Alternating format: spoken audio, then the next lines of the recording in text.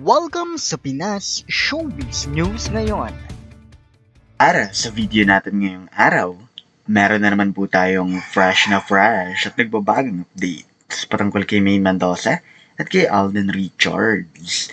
Kung tunay mong mahal si Maine Mendoza at Alden Richards, ngayon nga nakadalaw, di naman kaya ay naligaw sa channel na ito, please po, i-click mo na yung subscribe and bell buttons para lagi kang updated sa mga kaganapan kina Maine at kay Alden.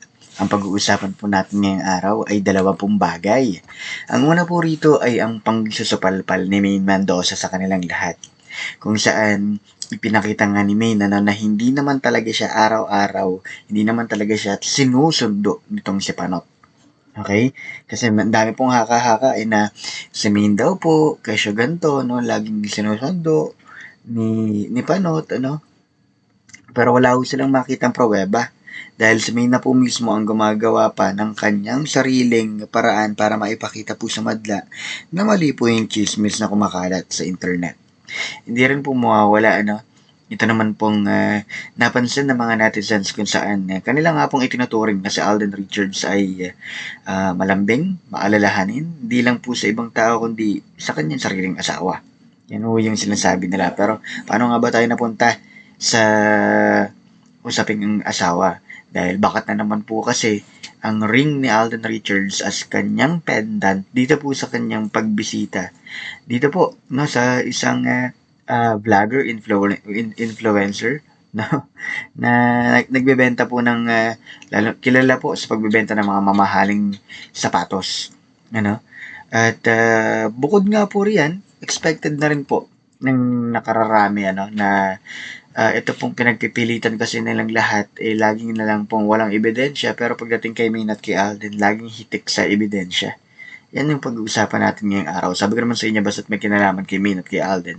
Araw-araw po natin pag-uusapan ng mga bagay na yan. At bago nga tayo patuloy pa, ayaw nyo munang pasalamatan ko ang mga viewers natin na mula noon pa man talagang sumuporta na kay Maine at kay Alden. Maraming salamat po sa inyo. Nandito lang po tayo to defend and of course to support Maine and Alden. At narito nga mga komentong napili ng aming team patungkol sa mga updates natin kani-kanina lang. Unahin natin ang naging komento nitong si Miss Gina Torreco. Sabi niya rito, OMG Mr. Pinas, di na nagtataka ang mga true-blooded Aldab Nations sa nangyayari sa Coldplay.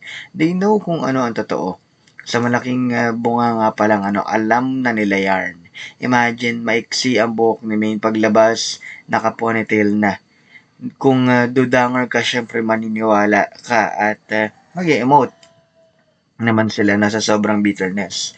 Ha ha ha. Gumawa niyan sa laking buka ng bunganga ni Maine, pati butiki na takot. Totoo rin naman yung sinabi po nila, di ba? Na kapag makakita lang ng ganito, talagang mukmuk ka agad. Dagdag naman ni Nanay Melly Maningas. Good evening, Mr. Pinas. Salamat sa update sa Aldab. Sorry sa sasabihin ko, wala na yatang pag-asang magkasama sa movie sina Alden at Min. Kung matuloy ang sinasabi nilang part 2 ng Hello Love Goodbye na, kasama si Catherine. Thanks, Mr. Pinas. Sana mabasa mo ang comment ko. Stay safe. God bless. God bless din po sa inyo. Well, sabi nga nila, ang gulong ay bilog, di ba? Umiikot. Maaring ngayon ay nasa ilalim, maaring nasa gitna. Sa mga susunod na pagkakataon, yun naman po ay nasa taas. Okay? At para naman po sa ikatlo natin komento, mula naman po kay Miss Amelia Bugarin. Sabi niya rito, still Maine and Alden forever and happy couple together. Married 3 times, have 3 cute kids, already family, Paul Carson, God bless. Dagdag naman ni Miss Jen Cordero. Thanks for the update, Mr. Pinas. Editing picture strikes again. Halatang halata na masyado. Di na kapanipaniwala ang ginagawa ng mga nanggagamit. So, dirty tactics, no? Nadagdagan pa sila ng mga problema sa Pilipinas. Si Rapamore, alam naman kung sinong kasama ni Mengay. Pas nga muna siya. Ingat lagi. And God bless, Mr. Pinas. God bless din po. Parang PCSO lang po yung editing, At sabi naman po ni Miss Tina Mangkaw, salamat, Mr. Pinas, sa update mo, sa Aldab Matured Forever, walang iwanan. God bless sa inyong lahat. God bless you rin po. Mabalik lang ako dun sa PCSO. Grabe yung editing nila dun, Halatang halata. Kitang-kita mo yung pagkakapatong ngayon na binatikos talaga sila sa Senado, di ba? Sana nga may mga ganyang bagay. May mga ganyang pagkakataon na hearing, ano? Siguro ang daming magiging question kay Main at saka kay Panot, ano? Tapos sabihin nila, totoo ba to? Ba't ganito nangyayari? Para naman po sa susunod natin komento, malalaman po ito kay Miss Sisit BRC. Sabi niya rito, huwag niyo kasing pansinin niyang si Vic. Laos na yan. Hindi nga pinag-uusapan. Why use an event 8 years ago to take credit of his behalf? Diba? What stupid, who cares? As I recall, when that happened, that was during Main's pre-birthday. And at that time, Alden's career is moving. Endorsement left and right. He can afford to get a private plane. Kung ano-anong kasinungalingan ang mga sinasabi, no? Magagawa lang nila. Sinasabi magagawa lang nila dahil hindi sumasagot si Alden at hindi pumapatol sa mga sarswela nila. God bless.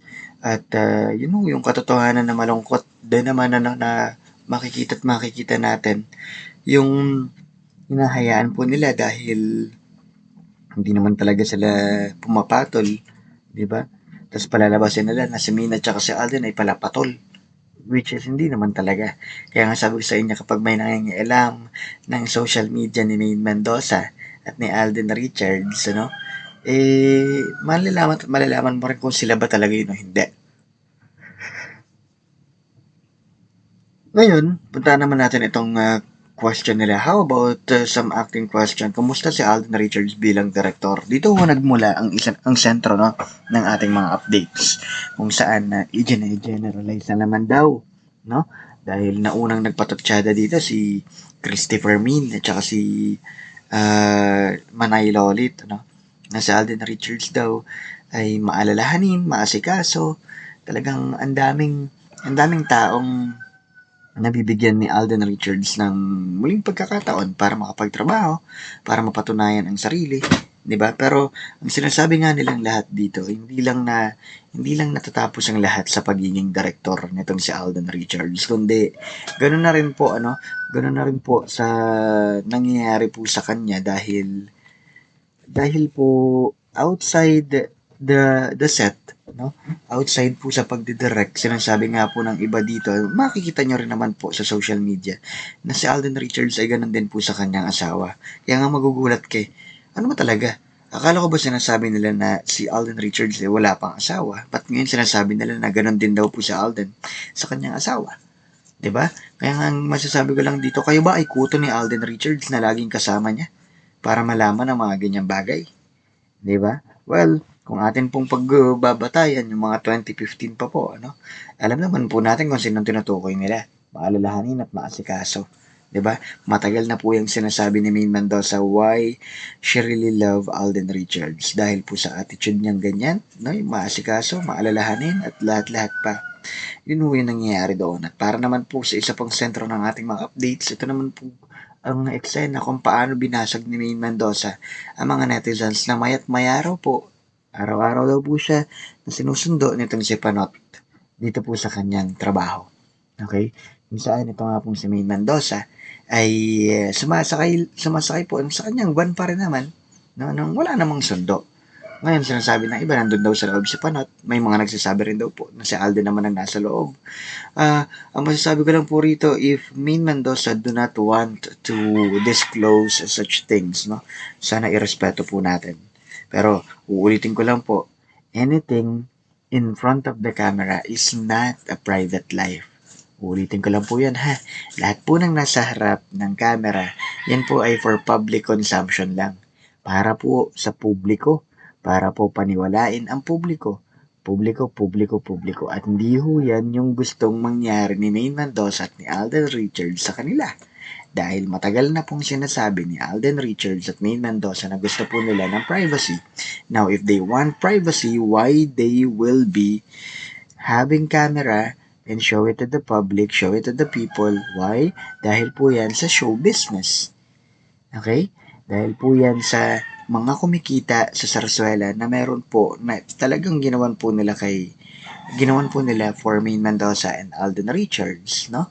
Kaya nga sa mga nagsasabi na si Maine ang nagpasikat kay Alden, si Alden ang nagpasikat kay Maine, sige, balikan natin. Totoo naman, naggamitan po ang dalawa, no? Ginamit po nila yung powers nilang dalawa para po ma-achieve po nila at mapuntahan po nila yung rurok ng tagumpay na never pong ginawa ng iba pang mga artista. Okay? Kaya nga, okay lang yung mga ganyan terms ninyo. Dahil until now, behind the camera, we know the truth. Diba? Kung hindi mo alam yung katotohanan, talagang bothered ka. Muli ito po ang Pinas Showbiz News ngayon.